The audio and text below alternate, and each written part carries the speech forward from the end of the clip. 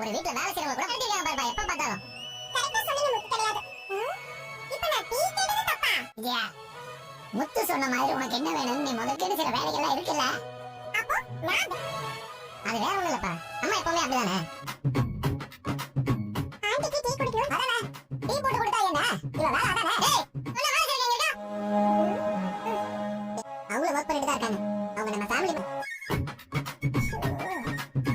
ஏய், இப்போ என்னடா பிரச்சனை உங்களுக்கெல்லாம்? நான் அந்த காஃபியே குடிச்சு தொலைக்கிறேன். இல்லப்பா, நான் டீ போட்டுட்டேனே. எனக்கு எதுவுமே வேண்டாம், எல்லாமே நீங்க குடிச்சு தொலைங்க. ஏங்க, நீங்க எப்படி பண்றீங்க? பாருங்க, எதுவுமே குடிக்காம போறாங்க. அவன் என்ன சக்கரையாவது குறையும்.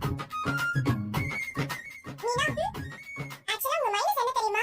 கேட்டா என்னன்னா, அந்த மாதிரி நீங்க ஆண்டி கிட்ட கேட்டுக்கணும். ஆனா நீங்க 10 வயசுல பெரியவங்க. மரியாதை கொடுக்கணும் தான், அதை நான் தப்பு சொல்ல. ஆனா அந்த அடங்கி இறங்கி போனா அடக்கிக்கிட்டே தான் இருப்பாங்க.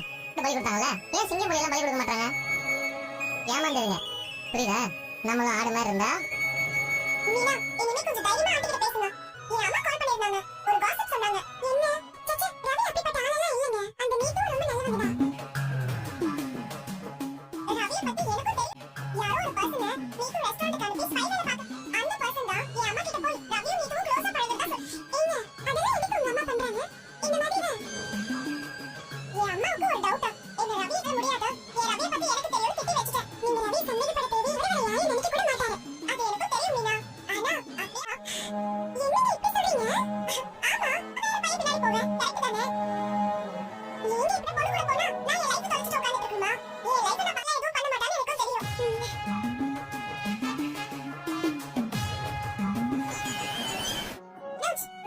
வாடவனி, ஏதோ ஆர்டர் கேட்டு போறேன்னு சொன்ன. மகாபலிபுரம்ல ஒரு ரெசார்ட்ல மேரேஜ் பண்றாங்க.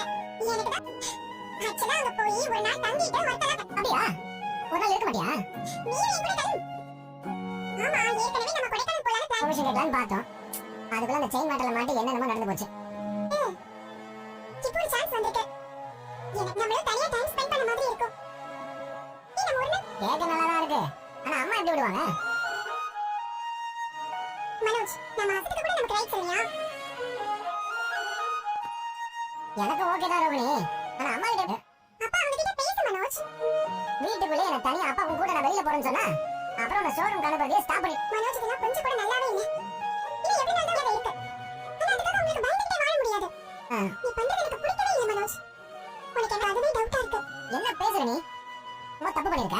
அத்தனை தடவை நான் உன்னை மன்னிச்சிருக்கேன். இதெல்லாம் உன் மேல லவ் இல்லாம தானே? நீ தப்பு பண்ணிருக்க. ஆனா அது எல்லாமே நான் உன் கூட சந்தோஷத்தை தாண்டி நம்மளால நம்மளுக்கு பிடிச்ச மாதிரி ஒரு நாள் கூட ஸ்பெண்ட் பண்ண முடியல. எனக்கு உன் கூட சந்தோஷமா வாழணும்னு ஆசை, ஆனா நீ சரி பிரச்சனை வந்து நிக்குதே. அம்மா உன் மேல கோவமா. சரி மனோஜ், அப்போ அம்மா பேச்சு கேட்டுட்டே இரு. நம்ம 20 வயசு வரைக்கும் இருக்கலாம். ஹஸ்பண்ட் அண்ட் வைஃப்ங்கிறதையே மறந்து.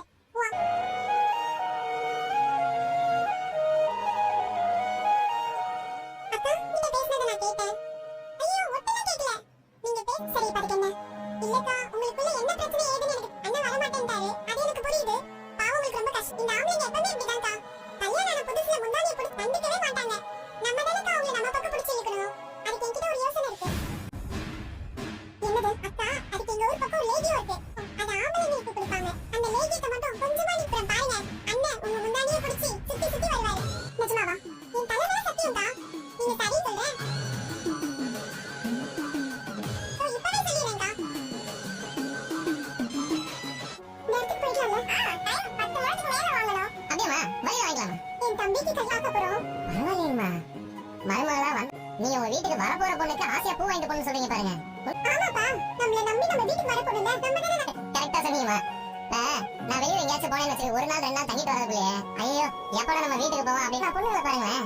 20-25 வருஷமா ஒரே வீட்டுல இருந்துட்டு ஒரு புது வீட்டுக்கு வரணும்னா அவங்க எவ்வளவு மனதைரியம் இருக்கணும். ஆயிடுச்சுமா. அப்ப கண்டிப்பா உங்க பொண்டாட்டியை சந்தோஷமா தான் வச்சிருப்ப. ஆசைப்படுறேங்கம்மா. நீங்க 2 பேரும் நல்லா இருக்கீங்கப்பா. நமக்கு தெரிஞ்ச ஒரு சூப்பர் பூ கிடைக்குதுமா, அது கூட்டு வரேன்.